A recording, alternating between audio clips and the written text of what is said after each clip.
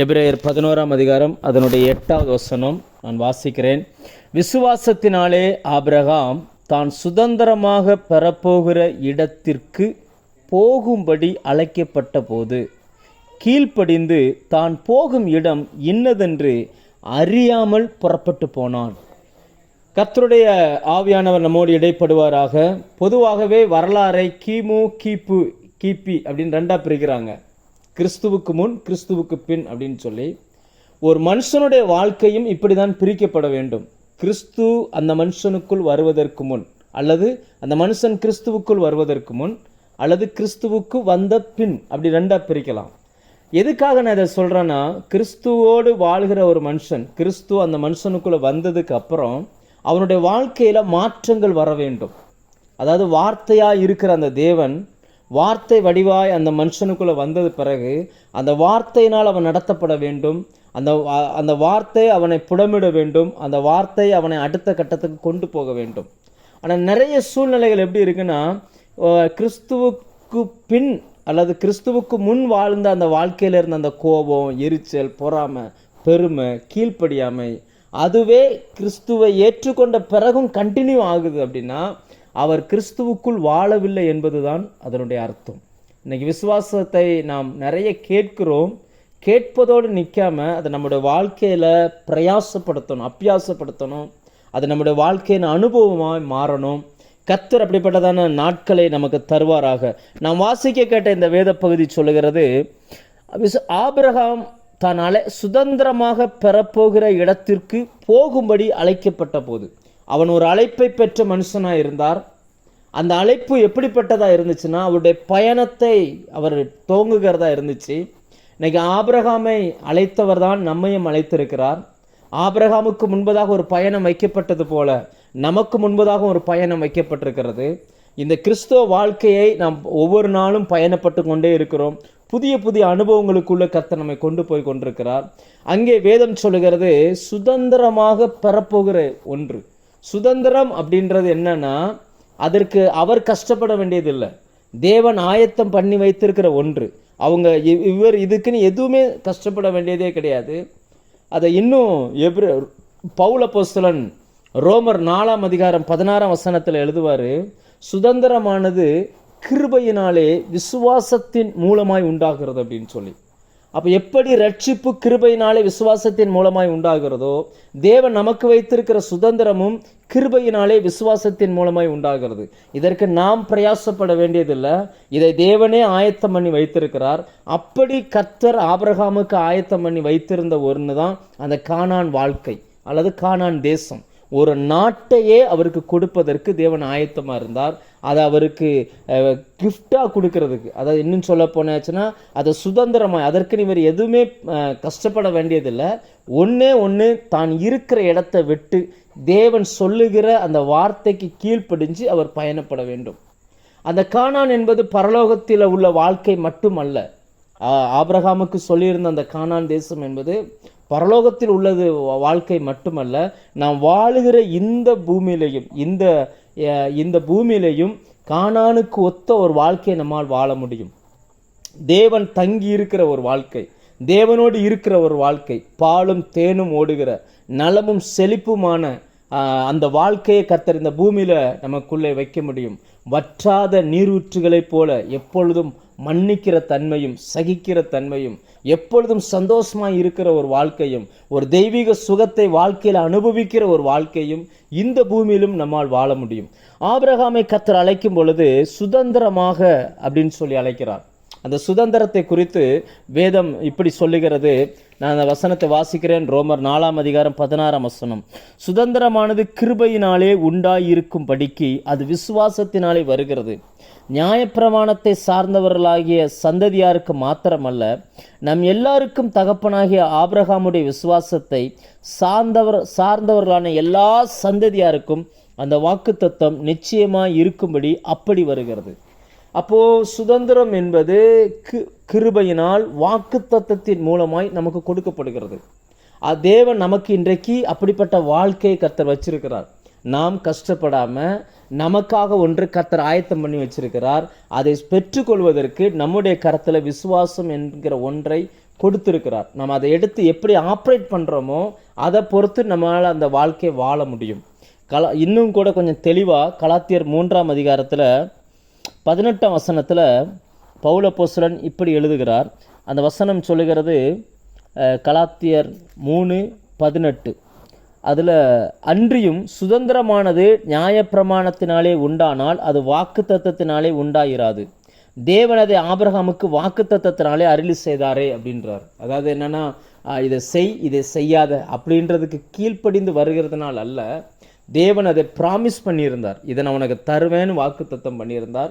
அந்த வாக்குத்தத்தத்தை சுதந்திரிப்பதற்கு நமக்குள்ளே விசுவாசம் தேவையாக இருக்குது. அந்த விசுவாசத்தோடு அவர் பயணம் பண்ணி போன அந்த இடங்களில் அதை பெற்றுக்கொள்வதற்கு முன்பதாக என்னென்ன பகுதிகள் அவர் தாண்ட வேண்டியது இருந்தது என்பதை குறித்து மட்டும் இந்த நேரத்தில் நான் உங்களோடு பேச விரும்புகிறேன். கர்த்தர் நம்மோடு கூட இடைப்படுவாராக. இன்னைக்கு சுதந்திரம், ஒரு மேலான ஒரு சுதந்திரத்தை கர்த்தர் நமக்கு வச்சிருக்கிறார். அந்த சுதந்திரத்தை நோக்கின அந்த பயணத்தில் நம்ம இருக்கிறோம். எப்படி ஆபிரகாம் அதை சுதந்திரிப்பதற்கு முன்பதாக அது என்னெல்லாம் பண்ணாரோ அவைகளை நாம் வேதத்திலிருந்து கண்டுபிடித்து அவர் பண்ணின தவறுகளை நாம் பண்ணாமல் அவர் பண்ணின சரியான காரியங்களை நாம் பண்ணிக்கொள்வோம். அதை நம்முடைய வாழ்க்கையில் நாம் செய்து கொள்வோமே ஆனால் நம்மாலும் அந்த இலக்கை அடைய முடியும். ஆபிரகாமுக்கு ஒரு இலக்கை கர்த்தர் வைத்திருந்தார். அந்த இலக்கை ஆபிரகாம் பார்க்கவே இல்லை. தான் போகும் இடம் என்னதென்று அவருக்கு தெரியாது. அது சுதந்திரமாக வைக்கப்பட்டது அப்படின்னு மட்டும் அவருக்கு தெரியும். அப்படி அவர் பண்ணி வந்த அந்த பயணங்களில் எப்படி சூழ்நிலைகளை கடந்து வந்தார் என்பதை மட்டும் நான் உங்களோடு கூட பேச விரும்புகிறேன். முதலாவது ஆதியாகமம் 11ஆம் அதிகாரம் 31-32 இந்த வசனத்தை நான் வாசிக்கிறேன். தேராகு தன் குமாரனாகிய ஆபிராமையும் ஆரானுடைய குமாரனும் தன் பேரனுமாய் இருந்த லோத்தையும் தன் குமாரன் ஆபிராமுடைய மனைவியாகிய மருமகள் சாராவையும் அழைத்து கொண்டு அவர்களுடனே ஊர் என்கிற கல்தேருடைய பட்டணத்தை விட்டு கானான் தேசத்துக்கு போக புறப்பட்டான். அவர்கள் அதாவது என்னன்னா, அவர்கள் புறப்பட்டார்கள். ஒரு இடத்தை விட்டு புறப்பட்டு போகிறார்கள். அந்த ஊரினுடைய பெயர் ஊருடைய பெயரே ஊர் அப்படின்றது. இந்த ஊர்னா என்ன அர்த்தம் அப்படின்னாச்சுன்னா, இந்த வேதாகமத்துக்கு ஒரு டிக்ஷனரி இருக்குது. அந்த டிக்ஷனரியில் அந்த ஊருக்கு என்ன போட்டிருக்கிறாங்க, நீங்கள் யாராவது ஒருவேளை நீங்கள் அந்த மாதிரி டிக்ஷனரி படிக்கிற பழக்கம் இருந்துச்சுன்னா அந்த நம்பர்ஸை நோட் பண்ணிக்கோங்க. H2787 அப்படின்றது அந்த ஆரான் அப்படின்றதுக்கான போட்டிருக்கிற அந்த விளக்கமாக இருக்குது. அதாவது என்னன்னா, ஊர் அப்படின்றது எரிகிற அக்கினியை குறிக்குது. எரிகிற அக்கினி 2 விதத்தில் வேதத்தில் அடையாளப்படுத்தப்படுது. ஒன்று வார்த்தைக்கு சொல்லப்பட்டிருக்கிறது, இன்னொன்று நரகத்துக்கு சொல்லப்பட்டிருக்குது. இந்த இடத்துல எழுதப்பட்டிருக்கிற அந்த அக்கினியானது நரகத்தை அடையாளப்படுத்துகிறது. அவர்கள் நரகத்துக்கு போக வேண்டிய ஒரு வாழ்க்கையில் இருந்து விடுபட்டு கானானை நோக்கி பிரயாணப்படுகிறார்கள். இன்னைக்கு நீங்களும் நானும் நரகத்துக்கு இரையாக வைக்கப்பட்டிருந்தோம், அல்லது தேவன் அற்றவர்களாய் தேவனை அறியாதவர்களாய் இருந்தோம். கர்த்தரோ நம்மை அவைகளிலிருந்து விடுதலையாக்கி பாலும் தேனும் செழிப்புமான பரலோக வாழ்க்கைக்கு நேராக நம்மை கொண்டு வந்திருக்கிறார். ஒவ்வொரு கிறிஸ்தவனும் எதுக்கு நன்றி சொல்கிறானோ நன்றி சொல்லலையோ, நம்முடைய வாழ்க்கையில் கர்த்தர் நம்ம நரகத்துக்கு தப்புவிச்சார். அதுக்கு அவன் நன்றி சொல்லியே ஆகணும். ஏன்னா நிறைய பேர் பார்த்தீங்கன்னு சொன்னால் அந்த சிந்தனையே இல்லாமல் வாழ்ந்துக்கிட்டு இருக்கிறாங்க. நீங்கள் யோசிச்சு பாருங்கள், இன்றைக்கி நரக வாழ்க்கை வேதத்தில் நம்ம பார்க்குறோம். லூக்கா 16ஆம் அதிகாரத்தில் இந்த லாசரு ஐஸ்வர்யவான் ஓமையில் சொல்லும் பொழுது அந்த ஐஸ்வர்யவான் அந்த நரகத்தில் இருந்து அவன் வேதனைப்படுகிறான். அவன் சொல்லுகிறான், ஒரு சொட்டு தண்ணி அந்த விரலில் தண்ணியில் முக்கி ஒரு சொட்டு மட்டும் கொடுக்க சொல்லுங்க அப்படின்னு. எவ்வளவோ தூரம், ஆனால் அப்படி யோசிச்சு பாருங்கள். நம்ம எங்கேயாவது போயிட்டு ரொம்ப டயர்டாகி களைச்சு போய் வரும் பொழுது ஒரு டிராப்ஸ் நம்முடைய நாக்கில் பட்டுச்சுன்னா அது நம்முடைய தாகத்தை தீர்க்குமா அப்படின்னா தாகம் தீர்க்காது. ஆனால் அவருக்கு தேவைன்னா ஒரே ஒரு டிராப்ஸ் அது கிடைச்சிடாதா அப்படின்னா அர்த்தம் என்னன்னா, அவ்வளவு சூடு, அவ்வளவு வேதனை உள்ள ஒரு இடம். அப்படிப்பட்ட வேதனை உள்ள ஒரு வாழ்க்கை நாம் வாழக்கூடாது என்பதற்காகத்தான் ஆண்டவராகிய இயேசு கிறிஸ்து கல்வாரி சிலுவையில் மரித்து அவருடைய இரத்தத்தை சிந்தி அந்த இரத்தத்தை விலைக்கிரயமாய் கொடுத்து உங்களையும் என்னையும் அந்த நரகத்துக்கு நம்மை தப்புவித்தார். இன்னும் கரெக்டாக சொல்கிறதா இருந்தால் நாம் போய் அனுபவிக்க வேண்டிய அந்த நரக வேதனையை இந்த பூமியில் 3 நாட்கள் உள்ளே போய் அதை அனுபவித்து அதிலிருந்து நம்ம விடுதலையாக்கி கொண்டு வந்துட்டு, நீ பட வேண்டிய பாடுகளை எல்லாம் நான் பட்டிருக்கிறேன், இனி நீ அங்கே போக வேண்டாம், நான் உனக்கு காண்பிக்கிற வாழ்க்கைக்கு நீ போ அப்படின்னு சொல்லி கர்த்தர் நம்மை தப்புவித்து நம்மை நடக்க பண்ணியிருக்கிறார். விசுவாசம் என்பது ஒரு வாழ்க்கை, ஒரு ஓட்டம், ஒரு பயணம். அதுக்கு போய்கிட்டே இருக்கிறோம், தொடர்ந்து போய்கிட்டே இருக்கிறோம். எங்கிருந்து புறப்பட்டிருக்கிறோம் அப்படின்னு சொல்லியாச்சுன்னா, எரிகிற அக்கினி ஜுவாலைக்கு நாம் இலக்காய் வைக்கப்பட்டிருந்தோம். அங்கிருந்து கர்த்தர் நம்மை எடுத்து நடக்க பண்ணியிருக்கிறார். விசுவாசத்தின் தகப்பன் அல்லது விசுவாசிகளின் தகப்பன் என்று அழைக்கப்படுகிற ஆபிரகாமுடைய வாழ்க்கை எங்கே துவங்குகிறது? ஊர் என்கிற அந்த கல்தேருடைய பட்டணத்திலிருந்து துவங்குகிறது. அங்கிருந்து அவன் புறப்பட்டான் என்று வேதம் சொல்லுகிறது. இன்னைக்கு நிறைய நபர்களை அந்த அந்த அறிவே இல்லாமல் இருக்கிறாங்க, அந்த யோசனையே இல்லாமல் இருக்கிறாங்க. அந்த அவங்களுக்கு அந்த திங்கிங்கே வரல. பாருங்க, அந்த ஐஸ்வர்யவான் இந்த பூமியில் வாழும் பொழுது அவன் செல்வ சம்பிரமமாய் வாழ்ந்தான். அவனுக்கு சாப்பாட்டுக்கு குறைவில்லை, வேலைக்காரங்களுக்கு பஞ்சம் இல்லை, பணத்துக்கு பஞ்சம் இல்லை, எல்லாம் இருந்துச்சு. ஆனா மரணத்துக்கு பிறகு வாழ்க்கை எங்கன்ற அறிவு இல்லை. இன்னைக்கு நிறைய நேரங்கள்ல மற்றவர்களுக்கும் கிறிஸ்தவர்களுக்கும் இருக்கிற வித்தியாசம் என்ன அப்படின்னாச்சுன்னா, கிறிஸ்துவை அண்டி கொண்டவனுக்கு மரணத்துக்கு பிறகு சமாதானமான ஒரு வாழ்க்கையை கர்த்தர் வைத்திருக்கிறார். ஆனால் அதுக்கு முன்னாடி அவன் இயேசுவை ஏற்றுக்கொள்வதற்கு முன்னாடி அவனுக்கு நரகம் ஆயத்தமாக்கப்பட்டிருக்கு. இன்னைக்கும் பிரசங்கிக்கிற இந்த செகண்ட்ல கூட அந்த நரகம் பூமிக்கு அடியில் ஆயத்தமாக்கப்பட்டு கொண்டிருக்கிறது. அநேகர் அதை நோக்கி ஓடிக்கொண்டிருக்கிறார்கள். ஆனால் அநேகருக்கு சுவிசேஷத்தை அறிவித்து கர்த்தர் அவர்களை திருப்பி கொண்டிருக்கிறார். இவர் அங்கிருந்து புறப்பட்டு வருகிறார், ஊரை விட்டு புறப்பட்டு வந்தவர். ஆனால் அந்த வேதம் இப்படி சொல்லுகிறது, அவர்கள் பட்டணத்தை விட்டு, கல்தேருடைய பட்டணத்தை விட்டு கானான் தேசத்துக்கு போக புறப்பட்டான். போகணும்னு புறப்பட்டாங்க. புறப்பட்டவங்க ஒரு இடத்துக்கு வர்றாங்க, அந்த இடத்துல அங்கே தங்குறாங்க. அந்த வசனம் சொல்லுகிறது, கானான் தேசத்துக்கு போக புறப்பட்டான், அவர்கள் ஆரான் மட்டும் வந்தபோது அங்கே இருந்து விட்டார்கள். அங்கே ஸ்டே பண்ணிட்டாங்க அப்படின்றது, ஸ்டே பண்ணிட்டாங்க. அழைக்கப்பட்டது கானானுக்கு, ஆனால் இவங்க போய் இருந்தது ஆரான் என்கிற ஊரில். அப்படின்னா அர்த்தம் என்ன அப்படின்னா, ஆரான் அப்படின்றத வேதம் எப்படி பதிவு பண்ணுது அப்படின்னா, 2 அர்த்தம் அதுக்கு போட்டிருக்காங்க. ஒன்று, மலை ஏறுகிற அனுபவம். ஒரு மலை மேலே ஏறும் பொழுது மூச்சு வாங்க கஷ்டப்பட்டு ஏறுகிறது போல ஆரானில் தங்கி இருக்கிறவர்களுடைய மனநிலை. 2வது பார்த்தீங்கன்னு சொல்லியாச்சுன்னா, அது எப்படி போட்டிருக்காங்கன்னா, மிகவும் சூடாக மற்றும் உலர்ந்து போன ஒரு தன்மை. அங்கே இருக்கிற எல்லாருமே ரொம்ப ஹாட், ரொம்ப சூடு, அதே நேரம் உலர்ந்து போன ஒரு தன்மை. அதிகமான வெயில் நேரத்தில் வீட்டில் ஏசி வேலை செய்யலைன்னு வச்சுக்கோங்க, ரொம்ப வெயில், வீட்டில் ஏசி வேலை செய்யலை, அப்போ ஒரு சூழ்நிலை நமக்கு இருக்கும் இல்லையா, ஒரு விதமான சூழ்நிலை இருக்கும். நம்மளால் அதை வெறுக்கவும் முடியாது, அதோடு தான் வாழ்ந்தாக வேண்டும். ஒரு விதமான ஒரு சூடான ஒரு சூழ்நிலை. அப்படிப்பட்ட ஒரு சூழ்நிலை தான் ஆரானின் வாழ்வு. அதை தேவன் அவர்களை ஊர் என்கிற கல்தேருடைய பட்டணத்திலிருந்து அழைத்தார். இன்னும் ஒரு விதமாக சொன்னால், எரிகிற அக்கினி ஜுவாலைக்கு போக வேண்டிய மனுஷன் அங்கிருந்து அழைத்து அவனை கானானை நோக்கி பயணம் பட வச்சார். கானானை நோக்கி புறப்பட்டு வந்த மனுஷன் அந்த பயணம் பாதியில் நிறுத்திட்டு இப்போ ஒரு இடத்துல தங்கி இருக்கிறான். அந்த இடம் எப்படிப்பட்ட இடம்னு பார்த்தீங்கன்னா, அவன் விரும்பத்தகாத இடம். அவனால் அதில் வாழவும் முடியலை, அதை விட்டு போகவும் முடியலை, தொடர்ந்து பயணப்படவும் முடியலை. இன்னைக்கு கிறிஸ்தவத்தில் பார்த்தீங்க அப்படின்னா, இப்படிப்பட்ட சூழ்நிலைகளில் அநேகர் உட்கார்ந்து கொண்டிருக்கிறாங்க. அவங்க வாழ்க்கையில் பார்த்தீங்கன்னு சொல்லியாச்சுன்னா, ஒரு சமாதானத்தை வாழ்க்கையில் அனுபவிக்க முடியலை. ஒருவேளை அது கடந்த காலத்தில் ஏற்பட்ட காயங்களால் இருக்கலாம், நிகழ்காலத்தில் அவங்க சந்திக்கிற தோல்விகளால் இருக்கலாம். ஸோ எது எப்படி இருந்தாலும் அவங்களுடைய வாழ்க்கையில் ஒரு ஆரானின் அனுபவம் அவங்க அப்படியே தங்கிட்டாங்க. நிறைய பேருடைய வாழ்க்கையை பாருங்கள், எந்த முன்னேற்றமும் இல்லாமல் அப்படியே இருக்குது. அவங்க ஆவிக்குரிய அனுபவத்தில் அடுத்த லெவலுக்கு போகவே இல்லை, ஒரே ஸ்டேஜில் இருக்கிறாங்க. தங்குவது என்பது ஒரு இடத்தில் தங்கி இருப்பது, அது பயணம் அல்ல. கர்த்தர் அழைத்தது கானானுக்கு, அவர்கள் தங்கி இருந்தது ஆரானில். ஆரான் என்பது கர்த்தர் வைத்த கானான் அல்ல.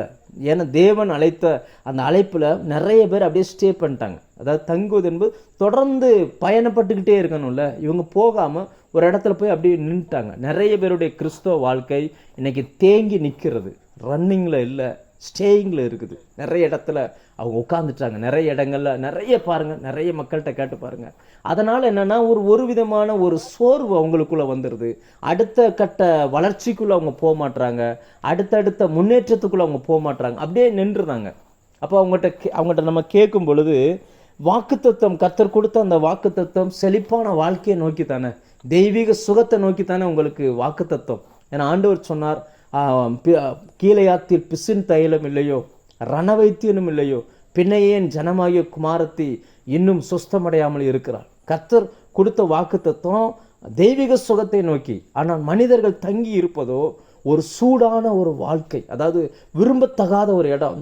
இந்த வலியையும் வச்சுக்கிட்டுறாங்க, அதுக்கு மருந்தும் எடுக்கிறாங்க, மேற்கொண்டும் பிரச்சனை ஆகுது, திரும்ப திரும்ப திரும்ப இப்படி போய் மாட்டிக்கிறாங்க. நிறைய கிறிஸ்தவர்கள் பார்த்தீங்கன்னு சொல்ல ஒரு குறிப்பிட்ட ஸ்டேஜில் அப்படியே நிற்கிறாங்க. அதை தாண்டி போக முடியலை. தேவன் வைத்திருக்கிற அந்த அனுபவத்தை வாழ்க்கையில் அனுபவிக்க முடியலை. எழுத்துக்களாகவே இருக்கிறது. பரிசுத்த ஆவியானவர் சொல்லுகிறபடி எழுத்துக்களாகவே வாக்குத்தத்தங்கள் அவங்க வாழ்க்கையில் இருக்கே தவிர அனுபவங்களை அது மாறவே இல்லை. ஏன் அப்படின்னா அவங்க பயணப்படுவதற்கு பதிலாக ஒரு இடத்துல தங்கிட்டாங்க. பரிசுத்த ஆவியானவர் சொல்லுகிற அந்த வார்த்தை சங்கீதம் 95 லாஸ்ட்ல சொல்லுவார், இன்று அவருடைய சத்தத்தை கேட்பீர்களாகில் வனாந்தரத்தில் கோபமூட்டினது போல அவரை கோபமூட்டாதிருங்கள். அதாவது கர்த்தருடைய வார்த்தையை கேட்டு அவங்க அடுத்து பயணப்பட முடியல. அது அவங்களுக்கு பெரிய ஒரு சந்தோஷத்தை அவங்க கொடுக்கவே இல்லை. நிறைய பேருடைய வாழ்க்கையை பாருங்கள், காலையில் எந்திரிப்பாங்க, ஜோம் பண்ணுவாங்க, பைபிள் படிப்பாங்க, வேலைக்கு போவாங்க, சாயங்காலம் வருவாங்க, அதே போல் ஜோம் பண்ணுவாங்க, சாப்பிடுவாங்க, தூங்குவாங்க, அப்படியே ரொட்டீனாக போய்கிட்டு இருக்கே தவிர ஆவிக்குரிய வாழ்க்கையில் ஒரு வளர்ச்சியை பார்க்க முடியலை. நான் பொருளாதாரத்தை பற்றி பேசவே இல்லை. நான் சொல்கிறது ஆவிக்குரிய வாழ்க்கை, உங்கள் ஆத்துமாவில் இன்பமான காரியங்கள் எத்தனை நடக்குது அப்படின்னு பார்த்து. அதனால தான் அவங்களுக்கு அங்கே இருக்கும் பொழுது எதுலேயுமே இன்ட்ரெஸ்ட் வர மாட்டேங்குது. பைபிள் எடுத்துறாங்க, புரட்டுறாங்க, வெறும் நியூஸ் பேப்பர் படிக்கிற மாதிரியே இருக்குது, எந்த ஃபீலிங்குமே அவங்களுக்கு வர மாட்டேங்குது. அப்போ அப்படியே போயிட்டே இருக்குது அவங்க லைஃப். என்ன காரணம் அப்படின்னாச்சுன்னா, ஆரான் மட்டும் வந்து அங்கே தங்கி விட்டார்கள். இன்றைக்கி நிறைய பேருடைய விசுவாச வாழ்க்கை தங்கிருச்சு, ஒரு இடத்துல தேங்கி நிற்கிது. அதை தாண்டி அவங்களால போக முடியலை. அதை தாண்டி போகாததுனால தான் வாழ்க்கையில் சமாதானத்தை அவங்களால அனுபவிக்கவே முடியலை. ஒரு வறட்சியை வாழ்க்கையில் பார்க்குறாங்க. அவங்க ஆத்மா வறண்டு போய் கிடக்குது. கர்த்தரோ புல்லுள்ள செழிப்பான வாழ்க்கையை வச்சிருக்கிறார். உன் எலும்புகள் பசும் புல்லை போல தலைக்கும்னு கர்த்தர் சொன்னார். ஆனால் இன்னைக்கோ முறிந்த ஆவி யாரால் தாங்கக்கூடும் என்று எழுதியிருக்கிறது போல அநேகருடைய ஆவியில் ஒரு சோர்வு அப்படியே இருக்கிறாங்க. நிறைய பேர் சபைக்கு போகிறாங்க, சந்தோஷம் இல்லை. நிறைய பேர் ஆராதனையில் கலந்துக்கிறாங்க, அடுத்த கட்ட ஆவிக்குரிய அனுபவத்துக்குள்ள அவங்களால போக முடியல. ஆரானின் அனுபவத்தில் நிறைய பேர் அப்படி ஸ்டாப் ஆயிட்டாங்க. அடுத்த எல்லைக்குள்ளே நம்ம போகணும். ஆனால் எங்கே இவர்கள் தங்கினார்கள்? அடுத்த என்ன அந்த வசனம் என்ன சொல்லுதுன்னா, எப்படி அவர்கள் வந்தார்கள்? மறுபடியும் வாசிக்கிறேன். தேராகு தன் குமாரனாகிய ஆபிராமையும் ஆரோனுடைய குமாரனும் தன் பேரனுமாகிய லோத்தையும் தன் குமாரன் ஆபிராமுடைய மனைவியாகிய தன் மருமகள் சாராவையும் அழைத்து கொண்டு, அழைப்பு ஆபிரகாமுக்கு, ஆனால் தலைமையேற்று நடத்துறது யாருன்னு பார்த்தீங்கன்னா தேராகு. இன்னும் சொல்லப்போனால் தேராகின் தலைமை கானானை சுதந்திரிக்காது. தேராகு அப்படின்னா அதுக்கு அர்த்தம் என்னன்னா டிலேன்னு அர்த்தம். டிலே, H8646, டிலே, தள்ளி போடுகிறது அல்லது தாமதிப்பது அப்படின்னு அர்த்தம். நிறைய பேருடைய வாழ்க்கையில் பார்த்தீங்கன்னு சொன்னால் ஆவிக்குரிய வாழ்க்கையில் ஒரு விதமான தாமதம், சில காரியங்களை தள்ளி போடுறாங்க. அடுத்து பார்த்துக்கிடுவோம், நாளைக்கு பார்த்துக்கிடுவோம், ஜோம் பண்ணணும், நாளைக்கு பார்த்துக்கிடுவோம், அப்படி தள்ளி போடுகிறது. எதையுமே சீரியஸாக எடுத்துக்கொள்ளாதது. இப்போ இது இவர்களை தலைமை தாங்கி கூட்டிகிட்டு போச்சுன்னா கானானுக்குள்ளே கூட்டிகிட்டு போகாது, அது கொண்டு போய் ஆரானில் நிப்பாட்டிடும். ஏன் இவர்கள் ஆரானில் தங்கினார்கள்? ஏன் ஆரானை தாண்டி போக முடியலைன்னா தேராகின் தலைமையில் புறப்பட்டு வந்திருக்கிறார்கள். அந்த டிலே ஆவிக்குரிய வாழ்க்கையில் தள்ளி போடவே கூடாது. கர்த்தர் எப்போவுமே அதை சுறுசுறுப்பு உள்ளவனுடைய கை. ஆண்டவர் எறும்பை சொன்னார், எறும்பை பாடுறா அப்படின்னார். மனுஷனை பார்த்து அந்த அற்பமான ஜந்துவாக இருந்தும் எறும்பை போய் பாரு அப்படின்னார். ஏன் அப்படி சொல்கிறாருன்னா, எறும்புகள் எப்போவுமே சுறுசுறுப்பாக இருந்துகிட்டே இருக்கும், எப்போவுமே ஆக்டிவாக இருந்துகிட்டே இருக்கும். நிறைய பேருக்குள்ளே பார்த்தீங்கன்னா ஒரு விதமான ஒரு சோர்வு, ஒரு சுறுசுறுப்பு தன்மை இல்லை. எப்போவுமே அவங்க பார்த்தீங்கன்னா தாமதிச்சுக்கிட்டே இருக்கிறாங்க. இன்னைக்கு மனிதர்கள் ஆவிக்குரிய வட்டாரத்தில் இருக்கிறவங்க ஒரு முக்கியமான ஒரு 3 காரியங்களில் தாமதிக்கிறாங்க. ஒன்று ஆதியாகமம் 19:16 ஆபத்தை கண்டு தாமதிக்கிறார்கள். ஆபத்து வருது, அதாவது லோத்துக்கிட்ட அந்த வார்த்தை பேசுகிறாங்க, தேவதூதர்கள் சொல்கிறாங்க, நம்ம வானத்திலிருந்து அக்கினி இறங்க போகுது, இந்த பட்டணம் அழிய போகுது, சூரியன் உதிக்கிறதுக்குள்ளே அதை அழிச்சாகணும், நீ கிளம்பி ஓடுன்றாங்க. ஆனால் அவரை பார்த்தீங்கன்னு சொன்னால் அவர் தாமதித்து கொண்டிருக்கிறாராம். ஆச்சரியமாக இருக்குது பாருங்க, தாமதித்து கொண்டிருக்கிறார். இன்னைக்கு கர்த்தருடைய வார்த்தை நம்ம காதுகளில் கேட்கிறது. 2 பேதுரு 3 கர்த்தர் எழுதி வைத்திருக்கிறார், இந்த பூமி அழிவுக்கு நேராக ஆயத்தமாய் இருக்கிறது, வானங்கள் அழிந்து போகும், அவர் வருகிறார் என்று சொல்லி இருக்கிற வாக்குத்தத்தம் எல்லாம் எல்லாமே நிறைவேறிடுச்சு, மனம் திரும்பணும், அது மட்டும்தான் வெயிட்டிங்கில் இருக்குண்டு.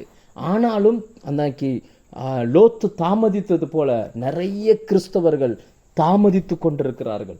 அவங்களுக்கு இதை விட்டு புறப்பட்டு போக மனசு இல்லை. கர்த்தர் சொன்ன வாக்குத்தத்தம் நிறைவேறுமா ஏன்னா அவங்களுக்கு அதுக்குள்ளே இருக்கவும் முடியாது, அதே நேரம் புறப்பட்டு போகவும் முடியாது, அப்படியே நிற்கிறாங்க பாருங்க. அந்த வசனத்தை நான் வாசிக்கிறேன்.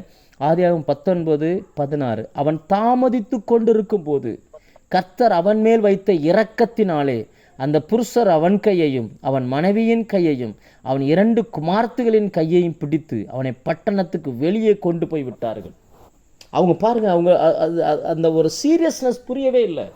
இன்னைக்கு நிறைய கிறிஸ்தவங்கிட்ட பேசி பாருங்க, தேவனுடைய வருகை சமீபமாக இருக்குது, இன்னும் மனம் திரும்ப வேண்டிய காரியம் விட்டு மனம் திரும்பி இருப்பா, இன்னும் ஆயத்தமாக இதை விட்டுட்டு ஓடு, இந்த திரும்பி பார்க்காத ஜீவன் தப்ப ஓடு அப்படின்னு சொல்லியாச்சுன்னா அவங்களுக்கு அதில் ஒரு சீரியஸ்னஸே இல்லை, அப்படியே டிலே பண்ணிகிட்டே இருக்கிறாங்க. இப்படி டிலே எல்லா காரியத்திலையும் நாம் டிலே பண்ணுறதுனால நம்ம கானான் வாழ்க்கையை சுதந்திரிக்கவே முடியாது. நம்ம எங்கே இருக்கிறோம்னா ஆரான்லேயே இருந்துகிட்டு இருப்போம். அந்த தேராகின் தலைமை கானானை சுதந்திரிக்க விடாது. அடுத்ததா எங்கே தாமதம், ஆவிக்குரியவர்கள் எங்கே தாமதிக்கிறாங்கன்னா அப்போஸ்தலர் 22:16 அப்போஸ்தலனாகிய பவுல் தன்னுடைய அனுபவத்தை சொல்லுகிறார். அப்படி அனுபவத்தை சொல்லும் பொழுது அவருக்கு ஞானஸ்தானம் கொடுத்த அந்த அனனியாவை குறித்து பேசுகிறார். அப்படி பேசும் பொழுது சொல்லுகிறார், அவருக்காக ஜோமன்ட்டு சொன்னாராம், இன்னும் தாமதித்து கொண்டு இருக்கிறது என்ன, நீ எழுந்து உன் பாவம் நீங்க கழுவப்பட்டு ஞானஸ்தானம் எடு அப்படின்றார். அதாவது தேவனோடு உடன்படிக்கை பண்ணு, நீ ஏன் லேட் பண்ணிட்டு இருக்கிற, நீ சுகமாயிட்ட, வர்ற வழியில் வார்த்தையை கேட்டுட்ட, தேவனுடைய சத்தத்தை கேட்டுட்ட, உனக்கு ஜோமணியாச்சு, கண் திறக்கப்பட்டுருச்சு, அவனுடைய கண் திறக்கப்பட்டது, இன்னும் உனக்கு என்ன டிலே, இன்னும் உனக்கு என்ன தாமதம். நிறைய கிறிஸ்தவர்கள் தாமதிக்கிறார்கள், கர்த்தரோடு உடன்படிக்கையில் வர்றதில்லை, ஜெபத்தில் சரியாக உடன்படிக்கையில் வர்றதில்லை, கர்த்தருக்கு அடுத்த காரியங்களில் சரியாக உடன்படிக்கை பண்ண முடியலை, அவங்களால அதை நிற்க முடியலை. என்ன காரணம்? தாமதம். நிறைய பேர் தாமதிச்சுக்கிட்டு இருக்கிறாங்க. அவங்ககிட்ட கேட்டு பாருங்க, எதுக்காக இவ்வளவு நீங்கள் தாமதம் பண்ணுறீங்க, என்ன காரணம், இன்னும் ஞானஸ்தானம் எடுக்கல, என்னப்பா தடை, இன்னும் என்ன பிரச்சனைன்னு கேளுங்க. தாமதம், கொஞ்ச நாள் ஆகட்டும். அடுத்து 3வது கிறிஸ்தவர்கள் தாமதிக்கிற இன்னொரு காரியம் 2 சாமுவேல் 18:14 ராஜாவின் வார்த்தை என்னன்னா அப்சலோமை அழிக்கணும், அது ராஜாவின் வார்த்தை.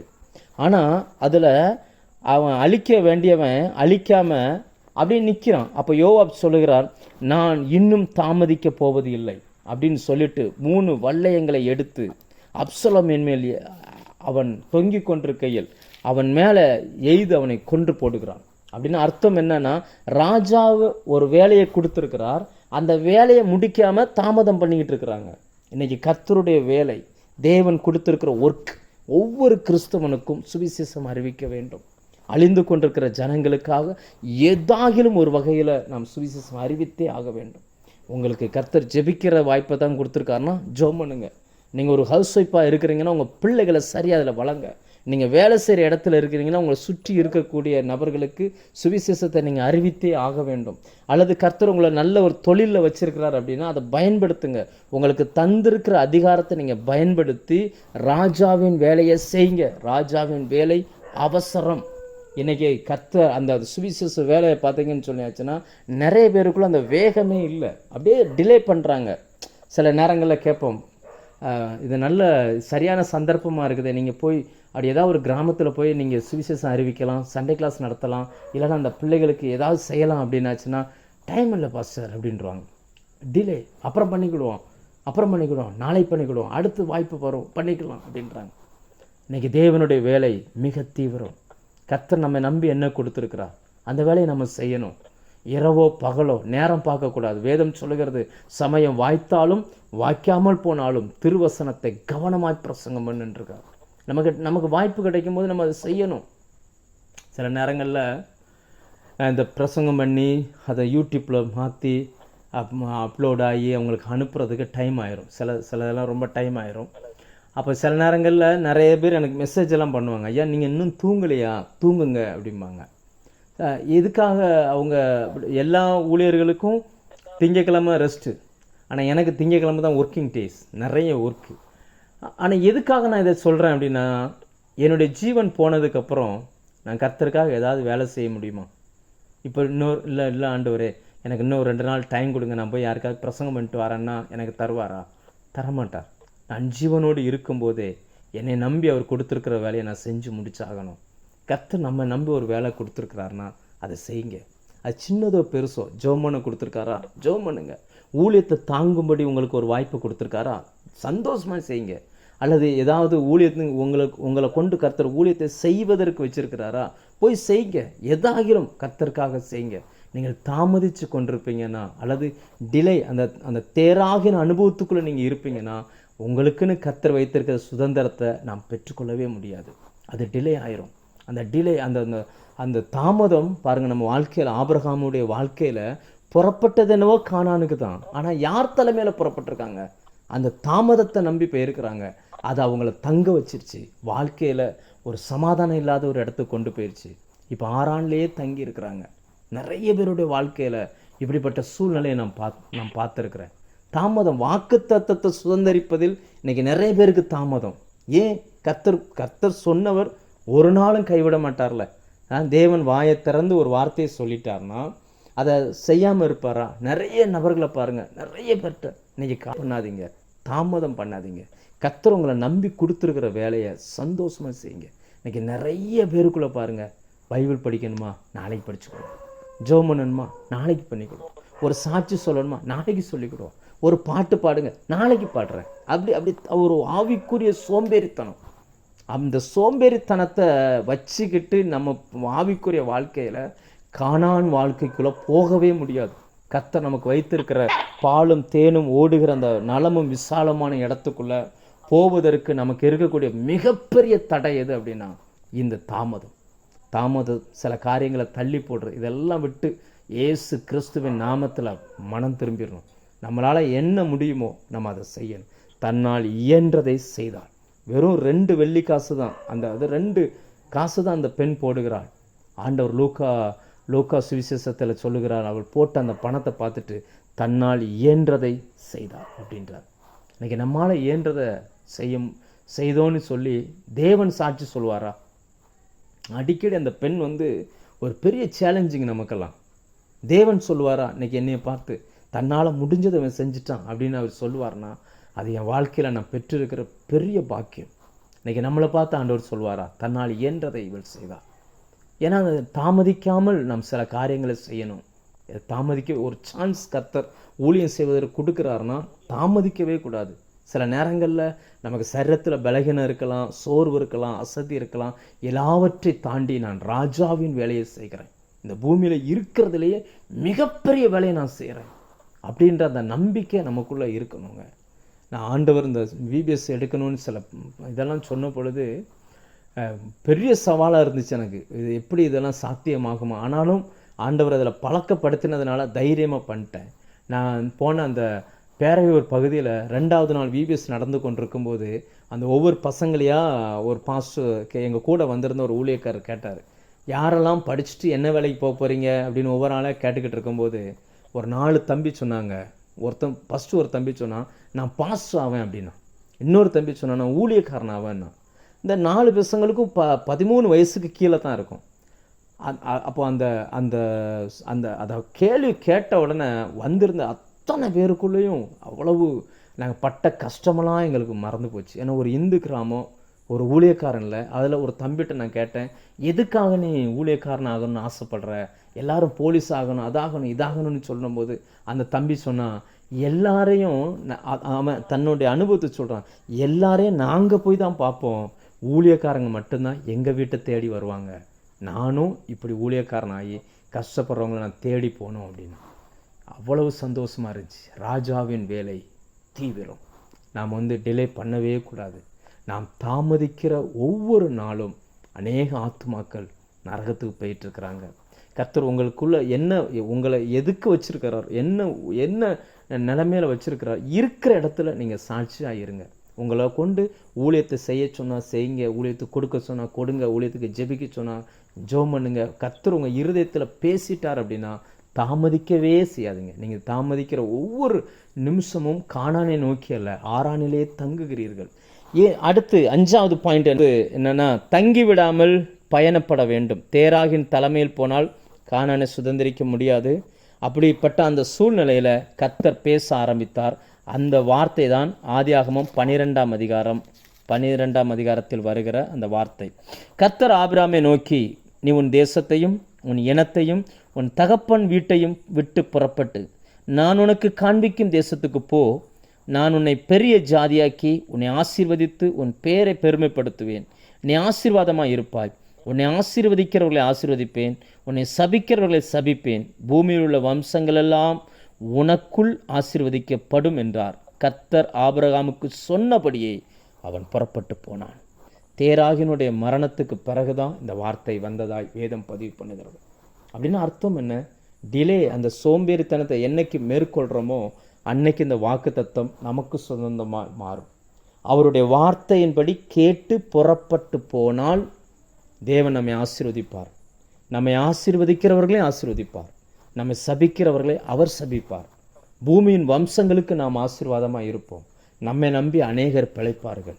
அவர் சொன்ன வார்த்தையை நம்பி ஆரானை விட்டு புறப்பட்டு போனால், புறப்பட்டு போகாமலே இருந்தால் அப்படியே இருப்போம். கர்த்தர் எதுவுமே நமக்காக செய்ய மாட்டான். இன்றைக்கி நிறைய பேருடைய வாழ்க்கையில் ஏன் பிளஸ்ஸிங் அவங்க இருக்க மாட்டாங்க அப்படின்னாச்சுன்னா, ஆரான்லே தங்குறாங்க, கானானை நோக்கி பயணப்படலை. நான் சேர்மதேவியில் இருக்கிறேன். நான் திருநெல்வேலிக்கு போகணும். அப்படியே கிளம்பி எங்கள் ஊர் பக்கத்தில் இருக்கிற மேலே செவல்ன்ற கிராமத்துக்கு போயிட்டேன். ஆனால் போன இடத்துல ரொம்ப நாள் இருந்துட்டேன்னா நான் பயணப்படலை, தங்கிட்டேன்னு அர்த்தம். ஒரே இடத்துல இருக்கிறேன். பயணப்படுவது என்பது அடுத்தடுத்த அனுபவத்துக்குள்ளே போகிறது. அதிலும் ஆபிரகாமை குறித்து சொல்கிறது, தான் போகும் இடம் இன்னதென்று அறியாமல் அவன் புறப்பட்டு போனான்.